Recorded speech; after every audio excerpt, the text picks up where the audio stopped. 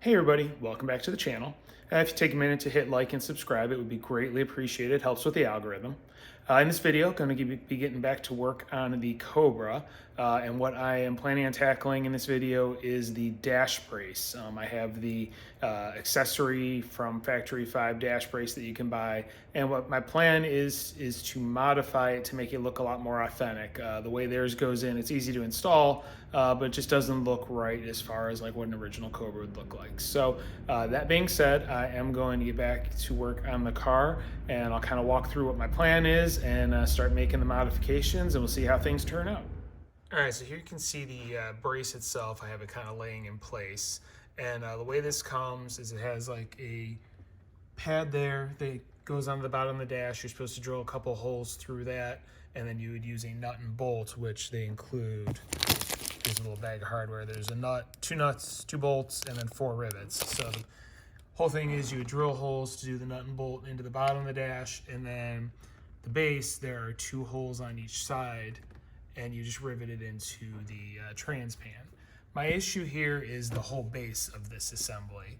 You see you got that bar going across and all the exposed rivets, and a real Cobra, you basically just see the bars going down. There's nothing, no base or anything like that, because it's a structural bar that goes through the tunnel brace. Now, one way you can do it is, if you install this before you do the carpeting, you can kind of cut the carpeting, go around it.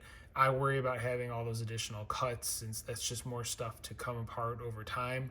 So what my plan is to cut off that bottom bracing and then install some nut certs in the bottom of the tubes, and then we can go ahead and just drill a couple holes, bolt it in through the bottom of that trans cover, and then I'll use the regular method and just drill a couple holes and bolt it into the bottom of the dash there. So that's kind of how I want to do this. So it's going to take a little customizing, a little cutting, a little sanding, cleaning up, and then repainting.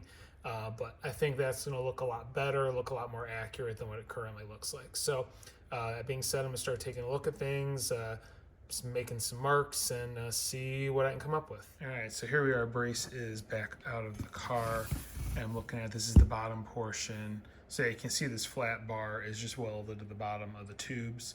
So yeah, my theory is that I can just cut off all the way around here, clean this up, and then just drill a hole center of the bottom here, and then insert a nut cert into the bottom of that bar stock, and that will give me something to screw into through the bottom of the trans pan, the trans tunnel cover. So I'm going to work on cutting all this off.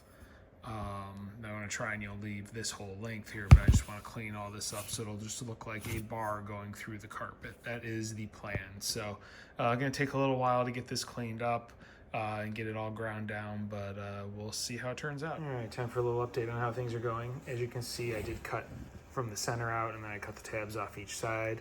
And this side I've pretty much worked down with the grinder as far as I'm going to go. It's mostly round. I'll go over it with like sander, sandpaper, sanding drum type thing to try and smooth it out a little more. And then I'm just planning on using high build primer on it, and then sand it, prime it, sand it. Just try and get it as smoothed out as possible, get rid of the grinding marks as much as I can. So one side down for the most part. You can see it still has the flat bottom in it that I can put a nut cert into, threaded insert. So I just need to grind down this side, get all that removed, get it to match up pretty good, and then go from there. All right, here we are back in the vise after I did some grinding. What I just did is I marked the bottoms for the centers. I'm going to go ahead and drill the holes and install the threaded inserts, get that done. And then once that's done, I can start putting some high build primer on, because I need to try and get rid of some of these marks, and I can just use, I'm using like sandpaper cloth and just kind of going over and trying to smooth stuff out. So that's kind of the plan of attack. I'll wipe it down with some grease remover, brake cleaner, whatever, and then I can start putting some high build primer on it, put a couple coats on, sand away, keep going down that track until it's pretty smooth and I'm happy with how it looks, and then I can get this thing painted. So I'm going to go ahead and get those holes drilled and go from there. All right, I got first coat I did in etch primer, and then I put 2 coats of high build on it. I'm gonna let it cure overnight, and then I can go ahead, try and do a little bit of sanding on it, see if I can get some stuff to smooth out. put another couple coats on, same thing, and play that game. But I'm out of time today. I got some other stuff I gotta go do today, so I'll let this cure and then I can tackle it some more tomorrow. So I'll come back tomorrow once everything's cured and I get some sanding done, and we'll see where things look. All right, so it's the next day. I've got the brace back in the vise. I ended up getting outside a couple more times yesterday and putting a few more coats on. So this is basically what you see here is one coat of the etch primer, and then there's probably 4, maybe 5 coats of high build primer over it. So I now have some 220 sandpaper, cutting a strip there. I'm gonna start working down and just trying to blend everything in and see where we end up. I'll probably have to do this a couple of times, put some more coats on sand, put some more coats on sand. I could use body filler, but I mean, it's such a small amount. I don't have any body filler here. Probably wouldn't be worth my time going out and buying some. I can just, use the high build primer and fill in these little bits of, gaps and scratches. So I'm gonna go ahead, get to work on sanding and see how this turns out.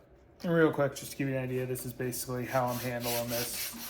Being that it's round tube, and just kind of go at it like this, work it back and forth, and take my time and just build up or remove the high spots and just try and blend stuff in. So just to show you what I'm going to be doing, be working on this for a little while. All right, so here we go. This is first pass going over with sandpaper and first round of filler. Definitely a lot less scratches. It's already looking a lot better. There's one side and here's the other, but yeah, there's definitely still some divots that need to be filled in. So I'm going to go over this, put some more coats of high build on it, just kind of concentrating in that area where you're seeing the divots and whatnot. So I'm going to give that multiple coats, let that dry, and then I can come back again and do a second pass and see where we end up. All right, just a quick update. I've gone through a couple of cycles of spray, dry, sand. I'm using 150 sandpaper just to kind of cut it down a little faster. I was using the finer stuff and it was gumming it up too much. So here's where we're at right now. I'm hoping this is the last sanding I have to do. You can see that this is built up pretty good. There were a few little marks that you could still see after the last time. So I built up pretty good layer. So I'm going to sand it down and see where things turn out. I am hoping this is the last time and I can finish this off and get to work on getting the screw or the holes drilled in the top part and open up the holes in the bottom part and install the nutserts, do a little scuff on it, and then final paint it with roll bar paint. So let me get to work on sanding and see what it looks like when I'm done. All right, so I've gone over it with the 150, took everything down, then went over 220, and then finished off with 400. Nice and smooth. You don't feel anything.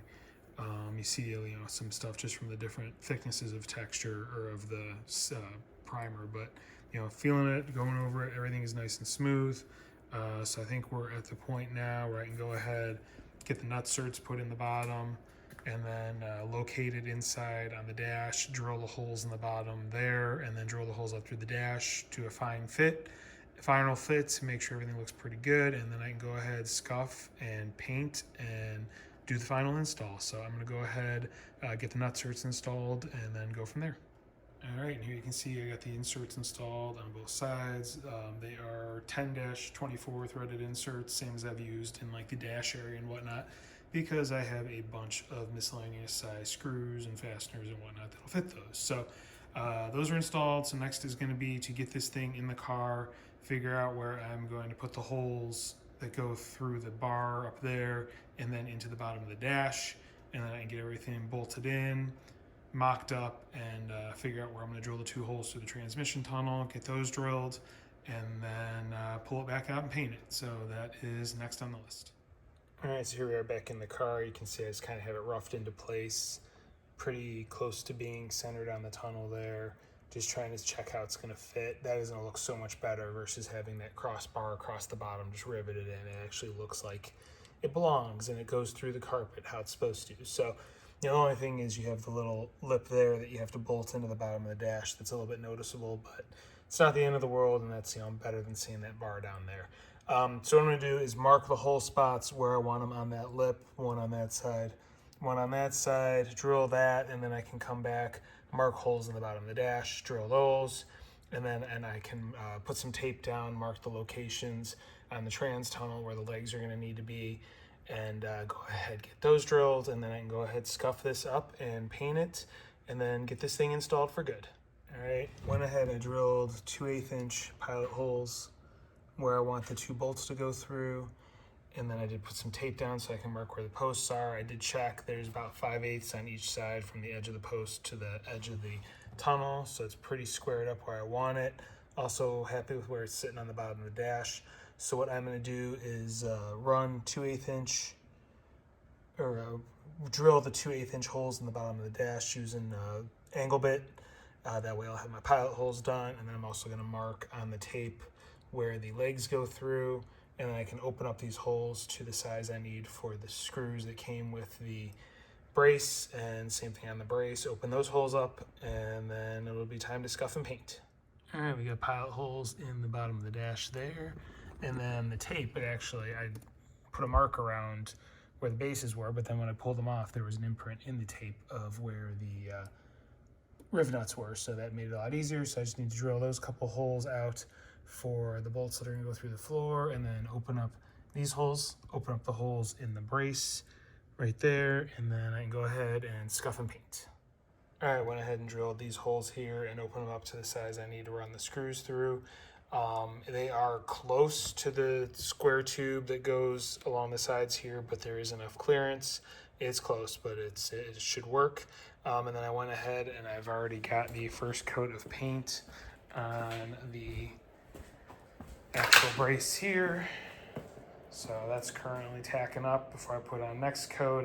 Like I said, I opened up the holes in that, did a quick scuff of everything, and now just getting the paint in place. So I'll come back once all the paint is dry and I can go ahead and get this thing installed. All right, next day everything's dried, and here's the final results.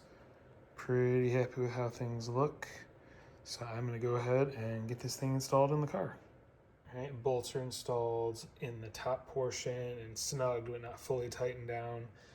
Next is going to be to get the bolts coming through the bottom into the lower legs. I'm going to have to hold them back this way and then run the bolts up through the bottom. So another option that I've read people have done is they just put a stud in the bottom and then put the bottoms through first and then bolt in the top, and then you can just put a nut on the underside. Probably be a little bit easier than running a bolt through, but this is what I had and this is how I'm working with it. So just something to think about. All right, and here we go, final results. Everything is tightened and in place. These bolts, or the nut and bolts, aren't too terrible to get to. It's still a little bit of an angle to try and get a wrench on the nut, but not terrible. And then they're Allen heads, so pretty straightforward. Again, that was the hardware that came with the brace from Factory 5. As far as the lowers go, I did have to make a few adjustments with the holes and slot them this way a little bit on both sides, because it is right up against the square tube where these things go through. So just keep that in mind. Like I said, I know some people just put a stud on the end and don't even really put a nut on the other side of the stud. It's more just to locate it. That would probably work. But like I said, you can bend it inward a little bit and then drill a hole, and then I just have the screws coming through the bottom into the nut certs that are installed. So these are good and secure and in place. Pretty happy with how it turned out. I think that looks so much better than the Factory 5 setup where you have that cross metal along the bottom that just looks hokey, and even trying to cover that with carpet, you're going to see the lump. Not going to look right. So this is the look I was going for. Much happier with this versus the Factory 5 way of doing it. So that being said, I think that is going to be the end of this video. I hope this helps you out if you're building one of these cars and you want to try and make it look more authentic. This is one way to do it. The part from Factory 5 is not too expensive, and just a little bit of time and effort, and it'll look a lot better than their methodology. So if you like what you're seeing, if you're learning something, if you want to follow along, please hit like, please hit subscribe, please hit the notification bell. If you have any questions or comments, please leave them in the comment section. I do review them. I will read them. I will reply. That being said, thank you very much for watching, and have a great day.